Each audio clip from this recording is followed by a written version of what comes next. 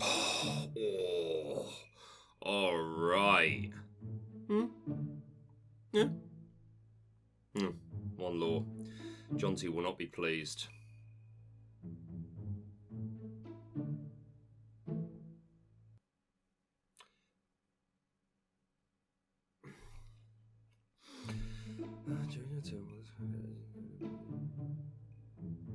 Oh.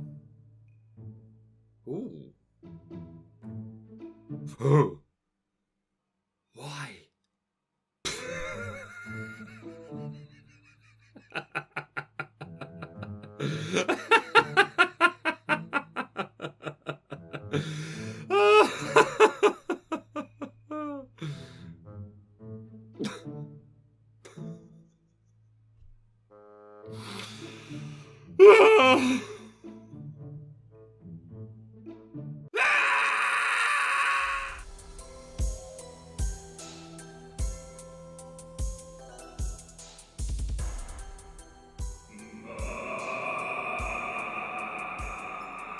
Hello and welcome back to Lorcana Villain. My name is Baker, and today we're taking a look at some more reveals from the upcoming Lorcana set Into the Inklands. There are some hella spicy cards to talk about today, and Lorcana for the first time have pre-released all of the Enchanted cards. Set 1, they didn't start seeing, people didn't start seeing them until it was Gen Con, where there was an event where it was the first opportunity to buy cards, and as people were pulling them for the first time, the Ravensburger team were taking photos and then making them public. For set 2, unfortunately, the Enchanteds released a few days before the official release of Rise of the Floodborn, not due to Ravensburg, just due to local game stores that had been sent, obviously been sent their product ready for the release, and had been opening packs to so they can sell singles, which they're in their right to do. But the other side of that coin was that the Enchanted cards were revealed before I think Ravensburg actually intended, but they've gone out of their way to actually start revealing them. I don't know if we'll get all of them by the time Into the Inklands comes out. I expect we will, and there are more Enchanted cards in general in this set. Hey, just as a little note, I'm recording this bit after everything else that you're about to see. As luck would have it, naturally, after recording this video, they dropped another 10 plus cards.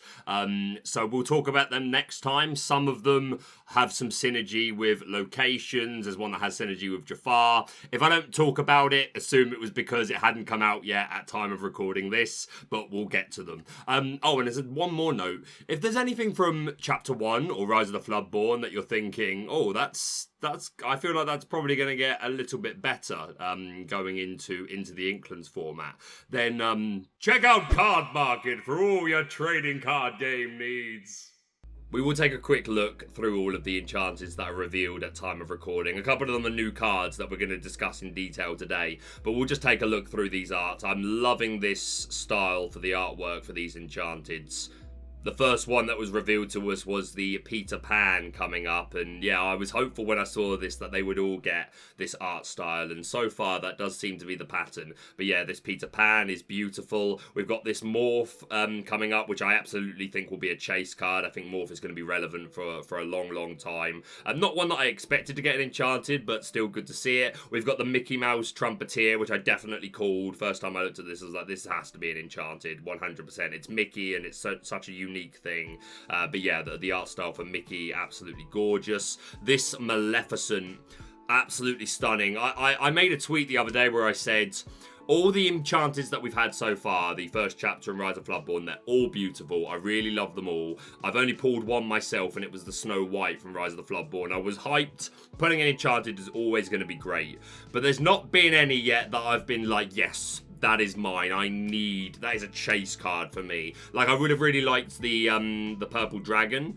The Madam Mim card from Rise of the Floodborn, and the Shere Khan as well was probably my favourite from that set. So it would have been nice to get them, but I wasn't like, oh, I need to go out of my way and spend loads of money to get these.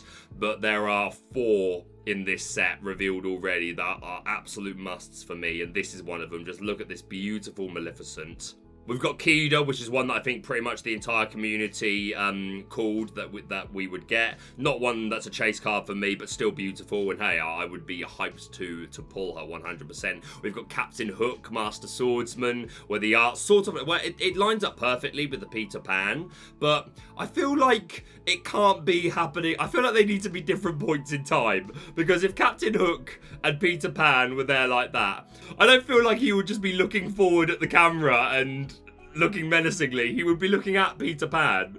So I feel like there must be different points in time, but again, nice to see more artwork that sort of like continues, like the Seven Dwarfs sort of thing. We've got Chernabog. This is beautiful. Like, again, it's a villain, so this is one I want. It's probably the fourth most desired of all the Enchanteds that they've revealed.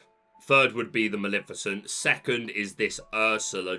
This is incredible, and we'll talk about the actual card in the video. But just look at this art, and a collaboration between John Lorin and Nicholas Cole, who have come with, like, those are names that are popping up a lot in Lorcana for like some of the best artwork, and this is just incredible. Look at my singing diva rock. Absolutely love it. And then the one that is absolutely my chase card, not only because the card itself is bonkers, and we'll get to that, but look at this Jafar. The standard artwork in itself is stunning. I want a foil of the standard artwork. It's my favorite artwork, even for a non-enchanted, but this is my new favorite thing. There are many things available in this world. Of all of them, this is my favourite. This is currently on the list of things that I do not have. I must have this thing. And I tell you guys, I have never pushed the whole, yo, would you like to donate to the channel? Would you like to be a member? I think I mentioned memberships once when they became live, and I don't even put my PayPal in the description. I don't do any of that. I don't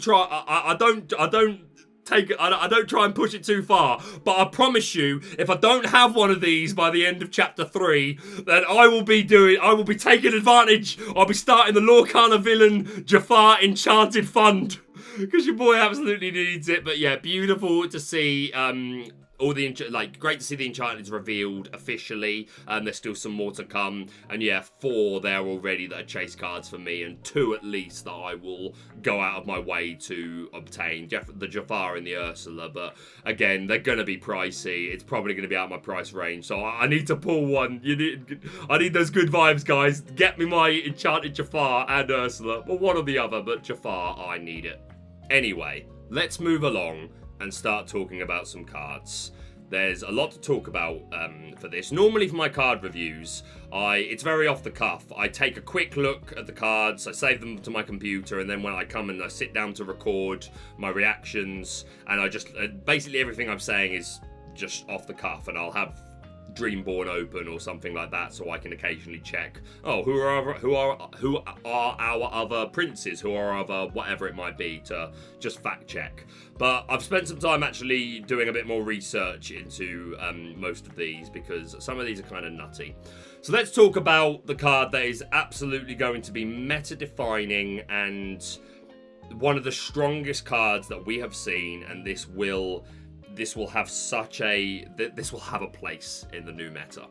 We've got Jafar, Striking Illusionist. Again, artwork a bit like my favorite. It's my favorite enchanted art and my favorite non-enchanted art. And again, as I've said, my second favorite villain. 7 cost Inkable, 4/5 stat line, Floodborn Villain Sorcerer, Shift 5 on top of one of your characters named Jafar, Evasive, 1 Lore Pip, and Power Beyond Measure. During your turn, while this character is exerted, whenever you draw a card, gain 1 lore. So, Purple Amethyst in itself, obviously, is the card draw deck. Friends on the other side, Maleficent, Jafars. There's a new location to talk about today, the Queen's Castle or whatever. I think it's the Queen's Castle. But yeah, Amethyst is not lacking for cards that draw. So just passive lore gain, just for drawing a couple of cards. And hey, friends on the other side, +2 lore. Play Rabbit and bounce it back in 1 turn, 2 lore. This is nutty. It is absolutely crazy. And then as you see this card, you start thinking things through. You think, oh my goodness, whole new world. That's just +7. You just gained 7 lore. Just for singing a whole new world with this exerted on the field, or singing it with Jafar. You can sing with Jafar and still gain his effect because he's exerted by the time you draw the cards. So whether you have him sing Whole New World or Friends on the Other Side, you will gain the lore for having drawn cards.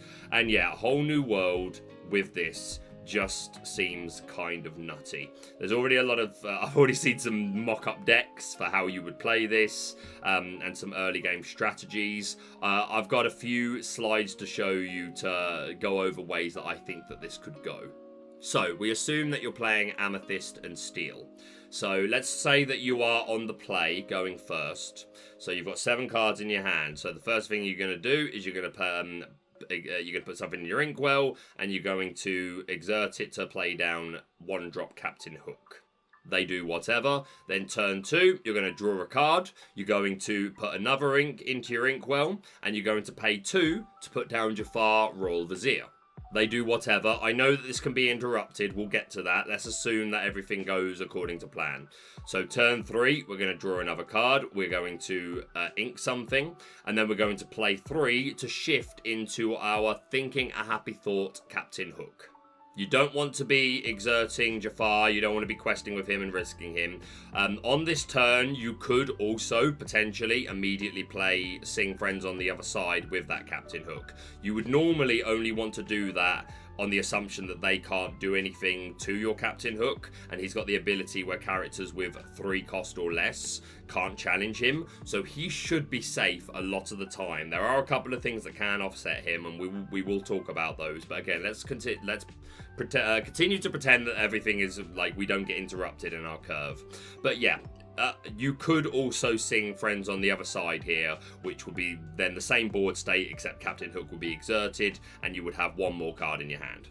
But let's assume that you didn't have the Friends on the Other Side, or you didn't want to play it yet, and you don't play that. Even then, you have 3 cards in your hand as your end your turn, and this is your board state.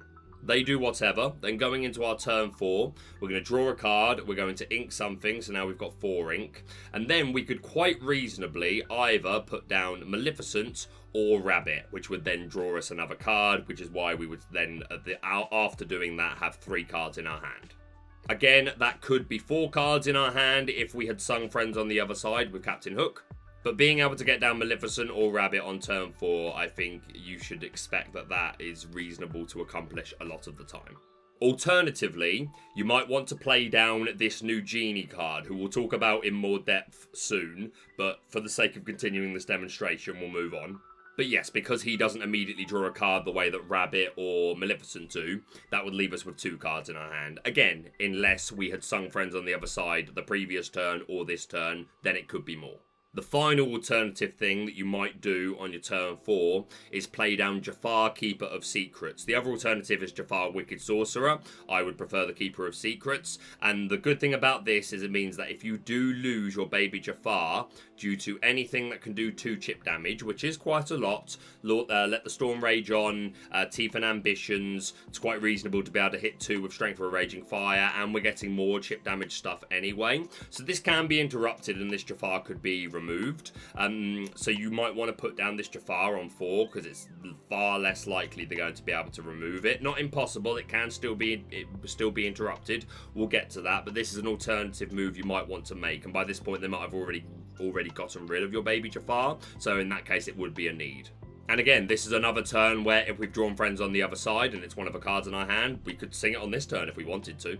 Going into turn 5, let's assume that we played either Maleficent or Rabbit to get an additional card in our hand. And let's also pretend that it was Maleficent. Let's say that we're not running as high of a count of rabbits because we want to watch our uninkables, so maybe there's only 2 or 3 in there. So let's say that we only get the Maleficent down. Fine, that's all good. We go into turn 5, we draw a card, we're going to ink something, so then we've now got 5 ink, and then we're going to play down the Striking Illusionist Jafar. That leaves us with only 2 cards in our hand, or it could be 3 if we found time to Friends on the Other Side before this point. Now, obviously, the best case scenario here is that of the 2 cards that are in your hand, or potentially 3 if you've played Friends on the Other Side, one of them is a Whole New World. So at which point we are singing A Whole New World with Jafar. So he's immediately exerting. So we're throwing our hand, we're drawing 7, and we're gaining 7 lore. And if in those 7 cards we are able to find another Whole New World, then we can sing it with Captain Hook and do the same thing again. Or even if we don't find a second Whole New World with that new 7, if we find a Friends on the other side, we've got Maleficent sitting on the board who can sing it, so we could potentially dig even deeper. The other alternative is if we didn't put down Maleficent or Rabbit, let's say that we put down Genie instead, then going into your turn 5, you're drawing, you're paying ink, you're playing down the Jafar, and then you've only got 1 card in your hand. If that's already the Whole New World, great, we can just play it out already. But even if it's not, we can now, it's turn 5, use the Genie effect, shuffle him in, draw 3 cards. Sorry, that was my phone, not yours. But yeah, we can immediately use his effect to draw 3 cards. You would probably... So if you want to gain the lore, you would have to exert Jafar. So that means we're probably just questing with him just to get him into an exerted position. But then we're paying, or we're drawing 3 cards from putting the Genie back into the deck. So we're gaining 3 lore there and then. And maybe of those 3 cards, we find the Whole New World, and then we can sing it with Captain Hook, and then Jafar's already exerted. So there are so many good ways that this can go. If you didn't put down the Genie or Maleficent or Rabbit on turn 4 and instead you put down Jafar, maybe you needed to because they got rid of the baby one, or maybe you just wanted it as extra insurance. But yeah, if you did do that, then your board state looks like the Thinking a Happy Thought, Captain Hook, and then whichever Jafar you didn't shift onto, the baby or the 4 cost, and then the other one. That does only leave us 1 card in our hand, but it could be 2 if we've played Friends on the other side before this point. And hey, maybe if it's the Whole New World, still fine. The worst this can go is that final scenario, I think. If you're able to deal with the baby Jafar, and instead this board looks like Captain Hook and your Floodborn Jafar shifted onto the Amethyst Jafar, the Keeper of Secrets one, then you've only got 1 card in your hand, maybe 2 if you've played Friends on the other side by this point, but then you don't have a whole lot going on. So this curve can be interrupted and can be made not as consistent. Don't get me wrong, like, you're still Amethyst, you've probably got good odds of drawing into that Friends on the other side, or one of your Rabbits, one of your other Maleficents, or just any of the inherent card draw that Amethyst has. Maybe it can't pop off this way on turn 5, maybe it needs to wait the extra turn, but the option to do so is still so powerful, you cannot leave it unchecked. And even if you don't curve it this way, like from turns 1 to 5, it's just something that you could do at any point in the game. Like if you're on turns 6, 7, 8, if you've got a baby Jafar on the board, the opponent has to respect that you could just Floodborn and then sing A Whole New World. Or even if you're not playing with Steel, which obviously is like seemingly the most powerful way to do this. Like I said, Amethyst just has a bunch of card draw anyway, so you could still get mad lore gains off of Jafar. And if you do get a crazy bump like I just described, where you're drawing 7 and gaining 7 lore, and then maybe a few more for another Friends on the other side, or even a double Whole New World, then you're so far ahead that all it's going to take is a couple of turns of basic questing, and then a couple of goats or spell books or goat plus bounce. What the f? So yeah, seems broken. It can be interrupted. It is going to make the ability to take out baby Jafars more important than ever. I also mentioned that even if you play the 4-cost Jafar, that can still be offset because we are getting And Then Along Came Zeus, which can be sung by 4-cost characters, or 2-cost if you've got Singer 2s in your Amber deck, and just does 5 damage. So that can shut this down. So sometimes if you try and curve this perfectly, turns 1 to 5, the way that I've just described, them interrupting it can really upset your tempo. But if they don't interrupt it, it's such a mad gain. And again, you don't have to curve it that way from turns 1 to 5. You can just even past then, if you've got a baby Jafar on the field, there is always the possibility that all you need is the Striking Illusionist and then a Whole New World, or something that can sing Friends on the other side to draw you into the Whole New World, and you will just win games out of nowhere. I love this card so much, from the character, the art, and it's so good, it's going to become a problem. People will be complaining about this in set 2. But get me wrong, I think set 2 looks really healthy so far, and we got some cooking to do, my villains. Who's cooking already? Let me know. But yeah, this, I would be so surprised if this isn't a really pivotal part of the meta. And like, even if it's not because all top 8 lists are playing Amethyst Jafar, it means that just other decks that do well need to be able to answer it. This is an incredible card. The amount of Jafars that we have as well, obviously I've mentioned the Keeper of Secrets, the Wicked Sorcerer, and the Raw Vizier. We also have the Lamp Thief coming up, which could be another way you could curve this to play on turn 3, who lets you look at the top 2 cards of your deck, but one at the top, one at the bottom. So that's going to help you find your key pieces. As I kept saying when we were doing that little draft guide, there's 3 turns where you have the ability to play friends, to sing friends on the other side of one of your characters, like the Captain Hook, and he'll probably be safe. So there are really good odds to draw this well. So yeah, kind of crazy. We also have the Dreadnought Jafar, so we could literally have our first Pokemon basic to stage 2 situation. We go Raw Vizier into Dreadnought into Striking Illusionist. So yeah, absolutely bonkers. 5-star card, 10 out of 10 card, however you want to rate things. Put this at the blooming top, because this is sensational. Since we were just talking about it, let's immediately look in more detail at the Genie Supportive Friend, 4-cost uninkable, 3/5 stat line, and 3 wishes. Whenever this character quests, you may shuffle this card into your deck to draw 3 cards. This is really interesting.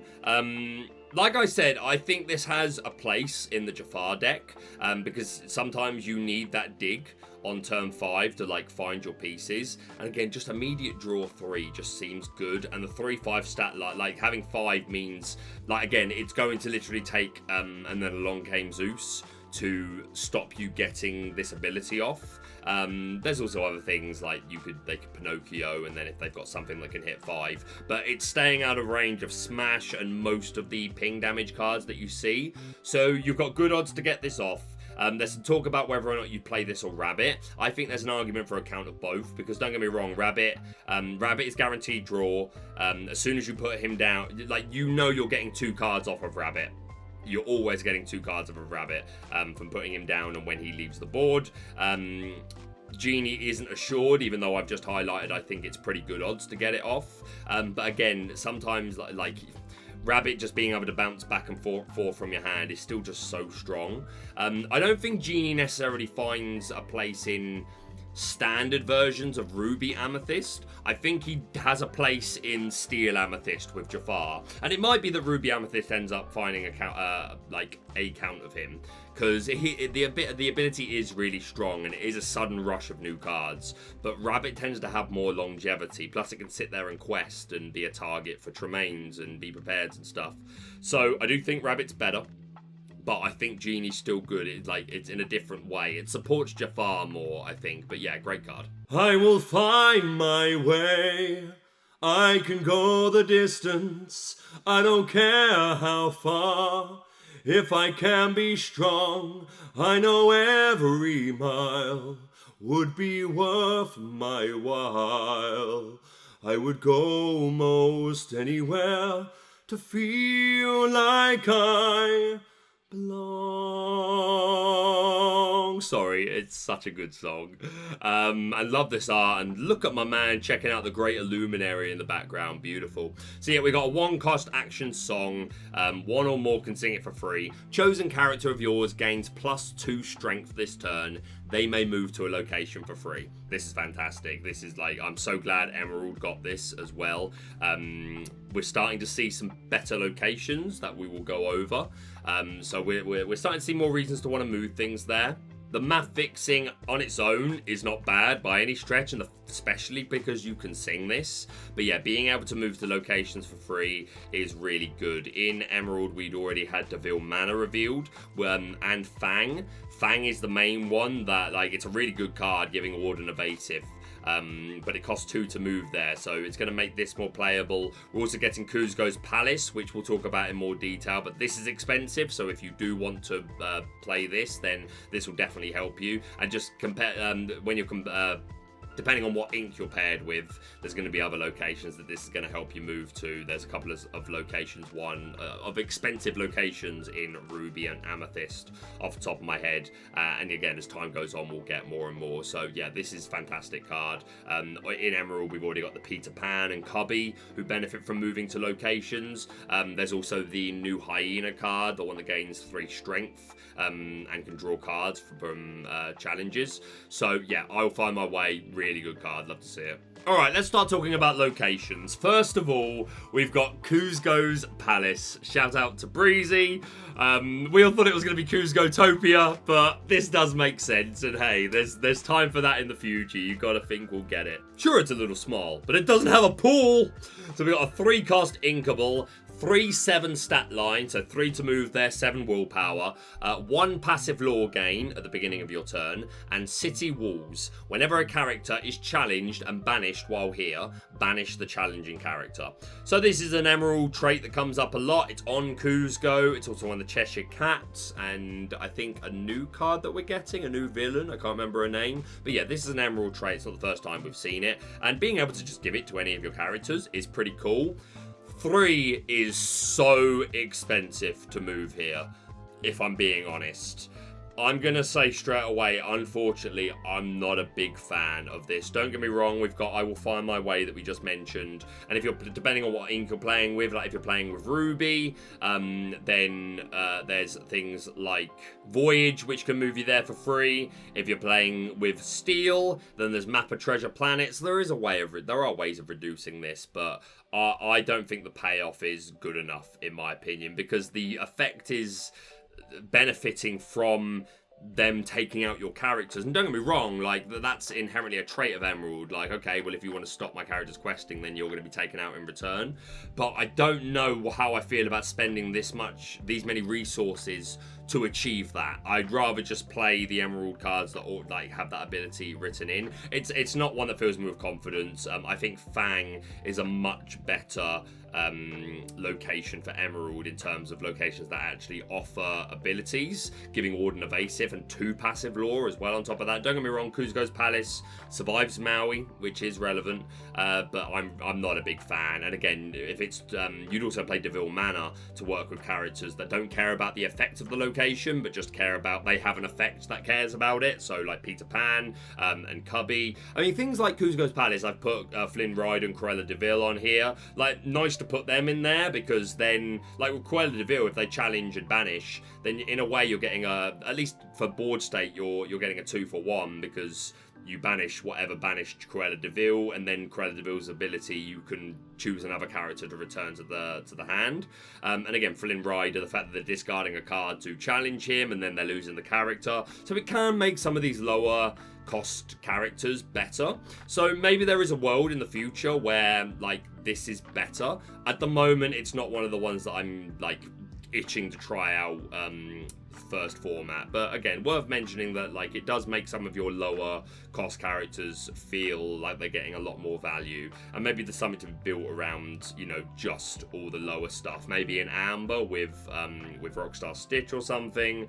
But yeah, fantastic art and great to have Kuzco's Palace. Continuing with locations, in Steel, we've got the Bayou, Mysterious Swamp. 1 cost Inkable with a 1/3 stat line, so 1 cost to move there, 3 willpower, 1 passive lore gain, and Show Me the Way. Whenever a character quests while here, you may draw a card, then choose and discard a card. So this is an ability that we've seen on Steel characters such as Simba, Future King, and Cinderella Knight in Training, who both, when they come into play, allow you to draw and discard. So cool, and that, like, Steel inherently like wants to do that a lot anyway, and find its key pieces and get those uninkable out of its hand and things like that. But there is a fantastic combo here with the Sheriff of Nottingham, who we are getting in the next set. Corrupt Official, 4 cost and an Inkable, 2/4, 1 lore, and Taxes Should Hurt. Whenever you discard a card, you may deal 1 damage to chosen opposing character. So when we first looked at Sheriff of Nottingham, we talked about the, like, obviously combos well with Simba, Cinderella, combos great with A Whole New World. That's a lot of ping if they've got a big old board. But with the Bayou, literally, like, having any character, you're just going to allow to just keep pinging just for questing. You don't have to keep playing Simbas or Cinderellas, so that's cool. And there is, of course, a nice little infinite combo that you can achieve with the Emerald Beast Relentless with the ability Second Wind. Whenever an opposing character is damaged, you may ready this character. So turn 7 is the soonest you'd actually be able to get this ability off. But assuming by turn 7 you have accomplished the Bayou location, Sheriff of Nottingham, and the Beast, then in your turn 7 you start by obviously moving Beast to the Bayou. You quest with him, which allows you to, which the Bayou reads that you have quested, so you get to draw a card and discard a card. You discard a card, so Sheriff of Nottingham sees that you've discarded a card and you do 1 ping damage to something. Beast Relentless reads that you've done a ping damage and re-readies, and you can just keep comboing this. As long as there is a place for the damage to go, then you can keep doing this endlessly. Don't get me wrong, you've got to keep drawing cards. So if mill's a thing, then mill could be a thing. But by and large, this is a really nice little combo. It's going to be hard to get off because, like, if you're facing this and they finish their turns, on their turn 6 they put down Beast and they've already got the Bayou and Sheriff of Nottingham. If you haven't already removed the Bayou by this point, then you're going to prioritise getting rid of it. But they could, to be honest, they could put the Bayou down on turn 7. That works as well. Yeah, just put Relentless on 6, right, Bayou on 7, move straight there. So yeah, really your best route to disrupting this, other than removing Beast, which if you can do that, great. But you'd have to remove the Sheriff of Nottingham, which, again, you've still got to find a way to exert.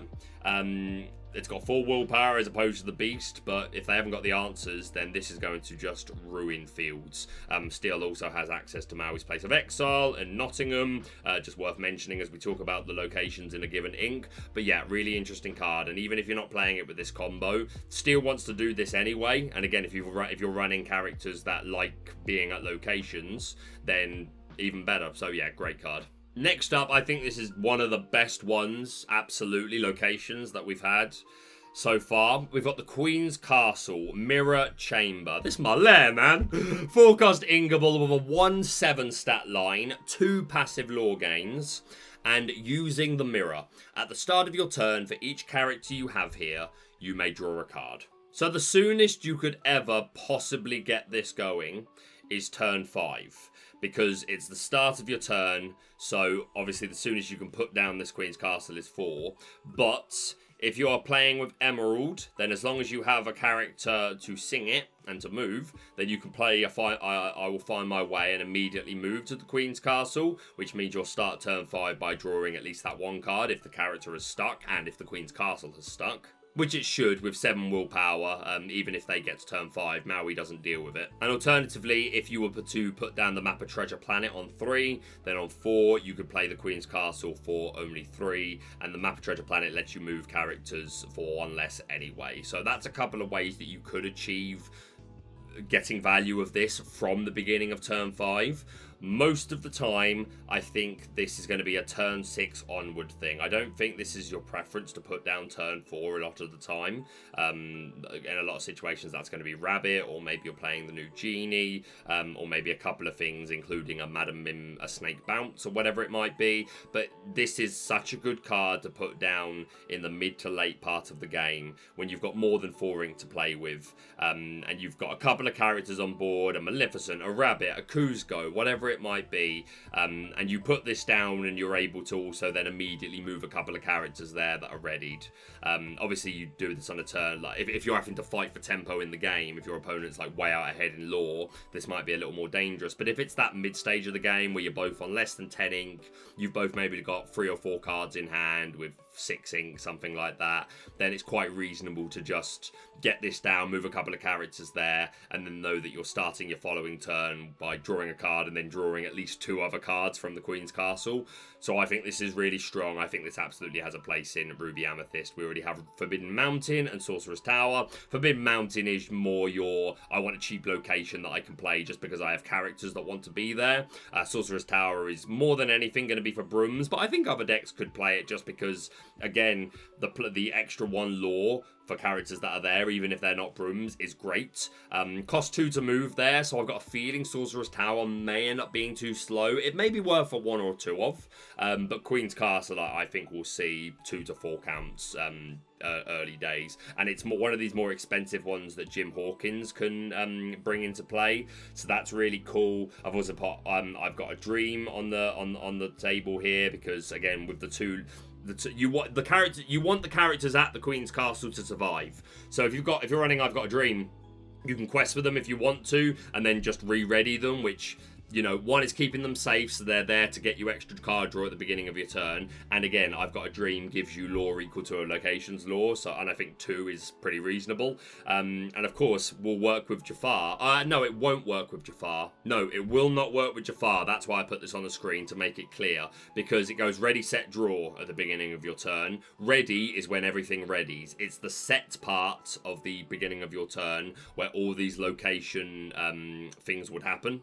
So yes, if you had a Jafar exerted, goes into your turn, Jafar exerts before you draw these extra cards. So that won't work. But Maleficent will, the new Maleficent that we've got that says whenever you draw a card, you can move a damage counter from a chosen character to a chosen opposing character.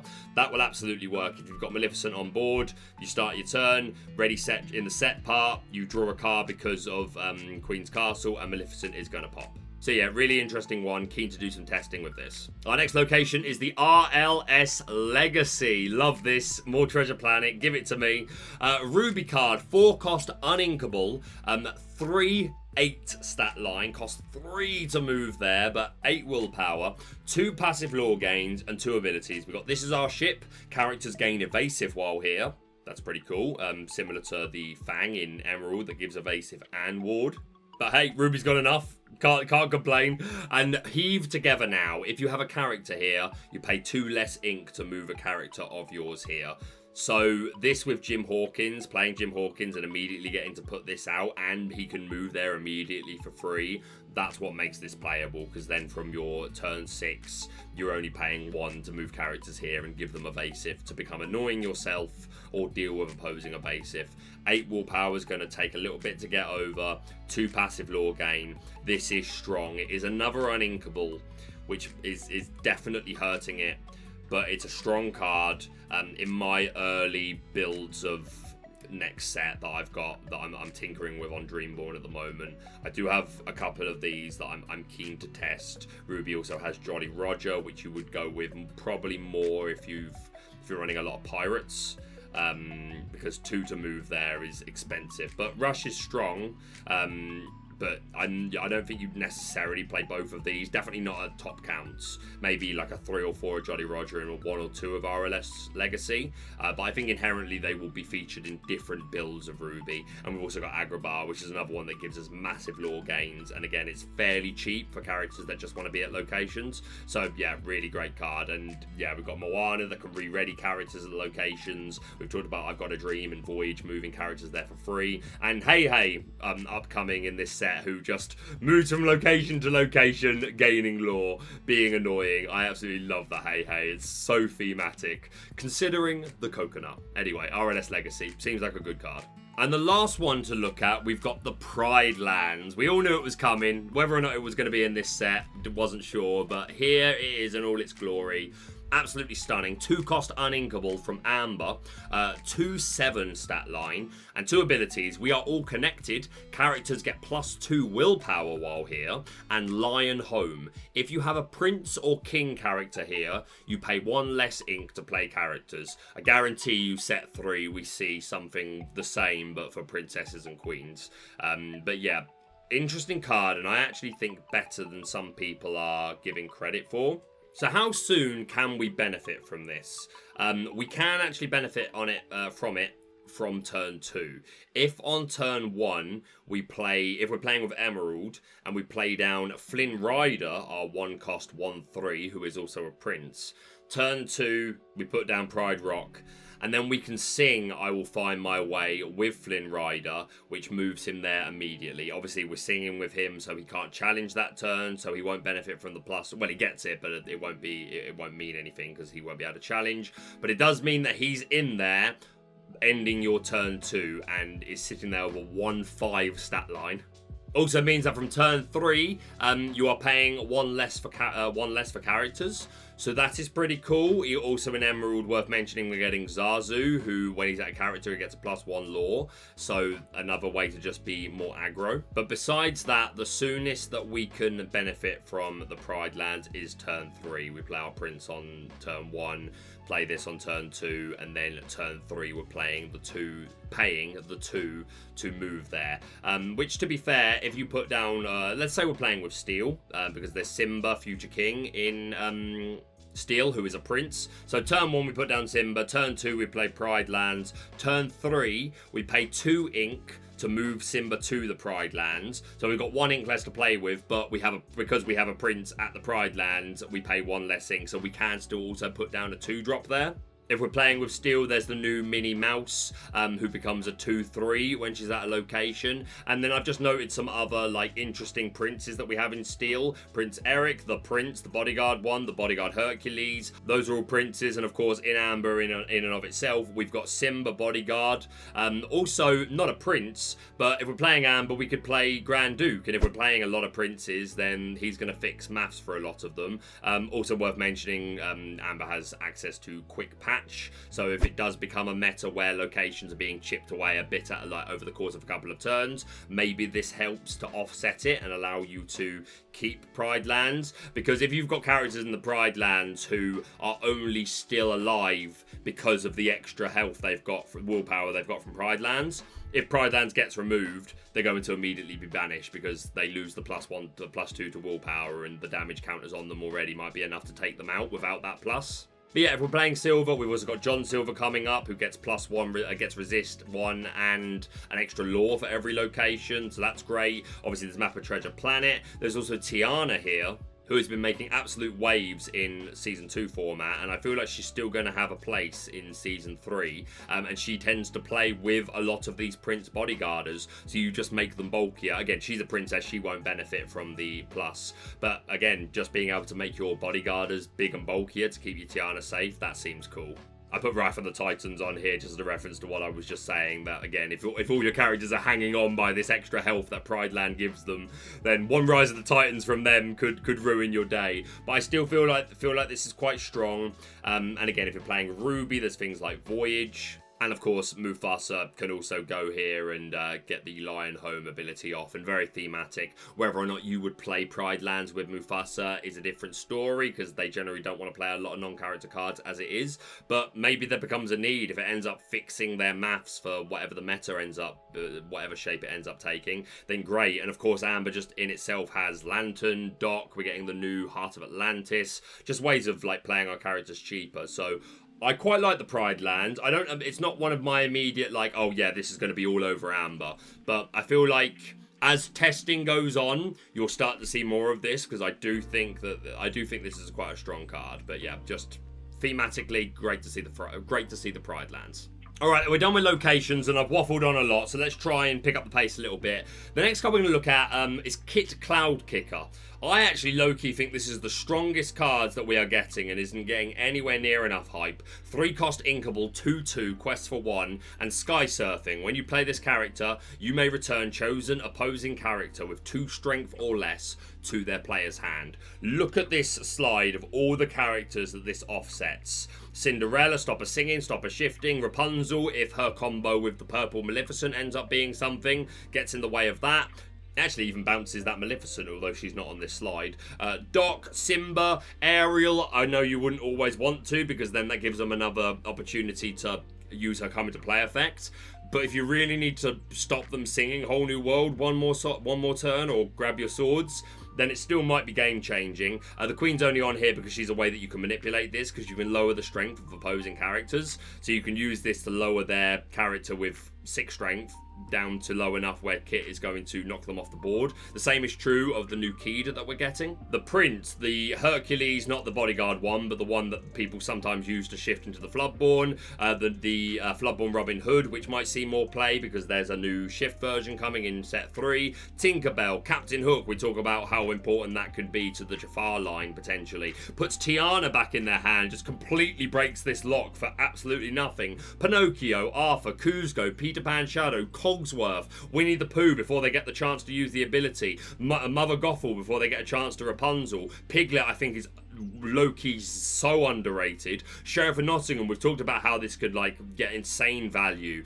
Tinkerbell Flynn, the new Ursula that we haven't looked at yet but we'll look at next because she crazy and offsetting that's going to be important. So much folds to kit. I think kit is one of the best cards in this set, 100%.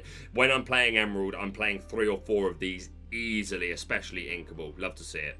Right, let's immediately talk about this Ursula. Mommy. We've got Deceiver of All. 2/3, 3-cost Inkable with a 2/3 stat line. Dreamborn Villain Sorcerer. Quest for 1, and what a deal. Whenever this character sings a song, you may play that song again from your discard for free. Then put it on the bottom of your deck. It's just double song for absolutely no reason. So this is Friends on the Other Side. Immediately, this draw 4. This is draw 4. What's that? Sing Friends on the Other Side with Ursula. Cool. Have another 2 cards. Let the Storm Rage On. Have another card and another 2 ping damage. Another Teeth and Ambitions. Yeah, you've got to do an extra 2 damage to one of your characters. But if you're playing green-red, you play mini turn 1 so that the first damage can go on her, and then the second Teeth and Ambitions damage can go on Ursula. So we Gucci, baby, and we're doing 4 damage. Double 1 jump ahead, because reasons. Double 0 to hero. Let's play even more expensive characters. Double Be Our Guest. Let's have a double draw. Let's draw 2 essentially, but filtered draw. Part of Your World, one of the less powerful ones, but in certain situations is going to be fantastic to, oh, I'll take my Rapunzel and my whatever I need to set her back up. We're getting Strike a Good Match for Emerald, which is draw 2 and discard a card. Okay, draw 4, discard 2. Sounds good. Double Bibbidi Bobbidi Boo. This is going to make Bucky unbearable. Unbearable. Bucky turn 2, Ursula turn 3, turn 4, play a Floodborn of your choice. Sing Bibbidi Bobbidi Boo. So they discard because of Bucky. Sing Bibbidi Bobbidi Boo with Ursula to put it back in your hand and put the same Floodborn down. Could you discard another card with Bucky? Oh, that's that. Another free Bibbidi Bobbidi Boo. Let's put it down again. Could you please discard another card with Bucky? I hate it. Even just double sudden chill. I love this card, but Mommy! Anyway, moving on. Sapphire, we got Mama Odie, Mystical Maven, 3-cost uninkable, 1/3 Storyborn Mentor, Quest for 1, and this going to be good. Whenever you play a song, you may put the top card of your deck into your inkwell, face down and exerted. So let me just paint you a little picture here. Turn 1 Cinderella, turn 2 Sebastian, turn 3 Mama Odie, also turn 3. I will sing 1 jump ahead with my Cinderella. So now I'm going up to 4 ink plus 5 ink because of Madame Odie. I will then sing How Far I'll Go with Sebastian. So I'm now going up to 6 ink because of How Far I'll Go, and 7 ink because of Mama Odie. So I'm going into turn 4 before I've inked with 7 ink. And even if you miss, let's say you only get 1 of these, okay, that's still like 5 ink going into your turn, or like potentially 6 ink if you choose to ink. Or even if the second song you play isn't 1 jump ahead or how far, maybe you just play 1 of these, 1 jump ahead or How Far I'll Go, and then the other one is Be Our Guest or the Bare Necessities. You still get to accelerate your inkwell because of Madame Odie. This is an insane jump. You could also do it with Emerald if you go 1 drop, 2 drop, just any 1 or 2 drop from Emerald or Sapphire. Turn 3, play Mama Odie. Your 1 drop sings I Will Find My Way. You don't need a location on board. You can still use it, and that's going to pop Mama Odie. And then have your 2 costs sing either Strike a Good Match or Sudden Chill. So then you're still accelerating. This is bonkers. You can also technically do it with Amethyst, as I just same as I just said. That like if you play a 1 drop, 2 drop, you could sing Reflection, Legend of the Sword and the Stone. But Amethyst doesn't have many other low cost songs, or does Sapphire. So I don't think that's the best pairing. Sapphire Amber, that is a brilliant pairing. That's where you're going to get the most mileage out of this. And Emerald's okay, but yeah, I think if you're able to hit this, then that could be crazy. And like, even if you miss one of these, either the Cinderella or the Sebastian, then you're still getting an insane jump. Yeah, I think Mama Odie is a really good card. Like, you can literally just play the stuff to, like, hopefully get this as your opening curve, and then just everything higher end. Yeah, I'm a big fan. And that leads us nicely into our next legendary. We've got Gramma Tala, Spirit of the Ocean. There's also a Floodborn release of this, but when I made this screen, it hadn't been revealed yet, so it's probably not on the screen you're seeing. But 7 cost inkable, 4/8 stat line. That's a big bulky 8. We love to see it. Quest for 2, shift 5. So this is relevant for 2 Gramma Talas that we have. We've got the 2-drop that came in first chapter, and we looked the other day at another one that we're getting it into the Inklands, which is a 4-drop and allows you to look at the top 2 cards of your deck and put 1 in your hand, 1 at the bottom of your deck. I said that I thought that that was meh, like good in draft and sealed, but I didn't expect it to see play in constructed. But maybe it does just for being another shift target for this, because this is pretty good. Do you know who you are? Whenever a card is put into your inkwell, gain 1 lore. So just putting a card into your inkwell manually will trigger this, and then any of these cards, your Gramma Tala goes to the inkwell. There's an extra lore. 1 Jump Ahead, Mickey Mouse, Winnie the Pooh, Fishbone, Falling Down the Rabbit Hole, Bells Read a Book, Tinkerbell, who puts items into your inkwell when they're banished. James puts things straight into the inkwell. We just talked about Mama Odie and the little loop that she can get going. Like, if you can get Gramma Tala down, and then already have down Mama Odie and things to sing those songs, and that is an insane jump. I also want to give a special shout out to my girl, to your girl, to all of our idol, Mrs. Judson. I'm so proud of you. So just saying, turn 2 Gramma Tala, or turn 3, whatever. Turn 4, Mrs. Judson goes down with her good pillows and her cheese crumpets, and then we shift into Gramma Tala on turn 5, and Mrs. Judson reads, whenever you play a Floodborn character, you may put the top card of your deck into your inkwell, face down and exerted. So we shift the Gramma Tala, so Mrs. Judson goes, yo, that's a Floodborn, have some ink, and then Gramma Tala says, yo, that's some ink, have some lore. It's not the best way to play this, but I felt the need to point it out regardless. But yeah, this seems really strong. And also, Never Had a Friend Like Me, which we talked about. And it's clearly a very powerful card, but I think the general consensus is like, it helps your opponent just as much and they get to benefit from it before you do. But with something like this, doesn't matter. We don't care. We're just gaining 3 lore, mate. And if we're playing multiple of them, then we're like, this is a jump cut. It's like Jafar. I don't think it's as crazy as Jafar, but you will build all around this, and you're not going to care. You're just going to build to get this on the field, and then play as many of your cards that let you ramp as possible, and get 4 Never Had a Friend Like Me's off. And hey, depending on what ink you're partnered with, like if you go with green, you have like Do It Again and all sorts of stuff. So I do think this is meta defining. Also, I think this one's going to take a little bit longer to work out how to play it best, and I think this is one of the combo decks that might fall off. It might end up being tier 1, tier 2.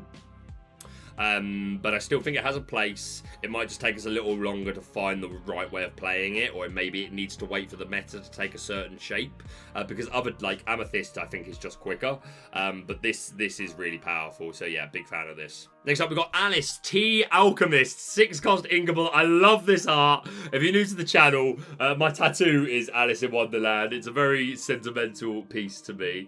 Look, there's a Cheshire Cat right there. So yeah, love it, and I love this idea of Alice as the Tea Alchemist. Absolutely beautiful. But yeah, 6 cost inkable, 4/4, quest for 2, and Curiouser and Curiouser. Exert, and then you can choose to exert chosen opposing character and all other opposing characters with the same name. With the right T leaves With the right tea leaves and a little magic, she creates the perfect cup for any party guest. So worth mentioning straight away, let's look at our characters that we see regularly that have the same name. Jafar is one of our big targets for this now, with expectations that Jafar decks will run a lot of these Jafars, so you might get value there. Maleficent, there's a few that could pop up. Ursula's, the new Robin Hoods, Magic Brooms, if they end up being a thing, then this could shut them down. Tinkerbells, we've got a few, and Captain Hooks. There's also the puppies. Unfortunately, I don't think you're going to get... I think this is too expensive for the value that you get. If this was built into questing, then it would be better, obviously. But by better, I mean just like I would consider it more. I also think it's just too expensive. I think by this point, I know she's uninkable and a bit more expensive, but I think at this point I'm just playing Elsa. I think the format needs to take a very specific shape for this to ever be worthwhile. It needs to be a deck where like 50% of the characters are the same name. And let's be honest, 5 years, definitely 10 years, but 5 years, maybe less, unless we start getting rotation or anything like that. But that's not guaranteed. Then it could be that we have so many copies of certain characters or certain names that some decks do just run loads of copies of the same name. Maybe they synergize with each other. So in the future, this might be interesting. Unfortunately, at the moment, I think this is too slow to not also be built into questing. It's too expensive. It needs to be a come into play ability, in my opinion. But love the art. And our final card to look at today, we've got Perdita, Devoted Mother. So much love for this character. 6 cost uninkable, 1/6, quest for 2, and come along children. When you play this character, and whenever she quests, you may play a character with cost 2 or less from your discard for free. This is one of my favourite cards that's been revealed. Absolutely. I think this is really got a place in Mufasa straight away, because Mufasa is definitely going to be playing Plutos for a start, might be playing Simbas, and some builds like to play the Queens or the Stitches. So I definitely think there's a home there, and she quests big, she's got big old willpower. So, and again, the fact that she'll get that ability as soon as she comes into play. So if you hit her off Mufasa, you're basically you're replacing with 2 characters. As long as you've got a 2 or less character in your discard. So I think there's a lot of synergy there. Of course, you can also just use it as a way to bring back your Queen or Stitch, even if you're not playing with Mufasa, just to then threaten on your turn. On your next turn, you're going into your Rockstar or your the Floodborn version of the Queen. It can bring back your Cinderella to sing more songs cheaper, and again to shift. And then just bringing back high questing characters like Lilo, Wendy Darling, Piglet. Like I said, getting back those Plutos so you can draw extra cards. Of course, in Amber, you can work this in tandem with things like Doc, Lantern, Heart of Atlantis. Also, some interesting synergy. If you use this to bring back Madam Mim Snake, then you could immediately bounce the Perdita back to your hand. Like, if you quest her and you know she's going to be taken out on the next turn, then you can just snake and put her back in your hand. So that's quite interesting. Or again, if you've got another character, then you can just bounce that back with a snake. You could bring back Pinocchio to immediately get his exert ability. That seems really strong. Using it to get back Blue Fairy, so that like you start your turn on turn 7 by questing, bring back Blue Fairy. Okay, now I play my Floodborn and I'm drawing cards off of Blue Fairy. That seems strong. And even just Kuzco is going to get you extra card draw. Flynn Rider's always nice for the discard. Bring back your Mother Gothel so that you can then immediately put down the Rapunzel to get the card draw off. LeFou is great because he will re-ready the Perdita and keep her safe if you bring that back. So that's really cool. Bring back the Queen of Hearts if you really need something that's going to immediately challenge. Or bring back the anti-evasive characters. So I'm a big fan of Perdita. I definitely think there's a place for her, not only in aggro, but I think she combo nice. Like the interaction with Pinocchio and Blue Fairy, I think are really interesting if you were to play this in combination. But yeah, definitely an addition in Mufasa in my opinion. And that is it for the latest set of card reveals. No idea how long this video is going to be. I have waffled and waffled, but really great to see all the Enchanted so far, and so many that are making my wallet cry. And yeah, some really interesting cards that I'm so excited to test. Like, we're cooking, guys. We've got so much to cook with next format. What are you the most excited for of all the cards that we saw, that we've talked about today? Let me know down in the comments. But that's it from me for now. If you're brand new to the channel, please subscribe for all things Lorcana. Hit the like button to show your support, and we'll see you soon.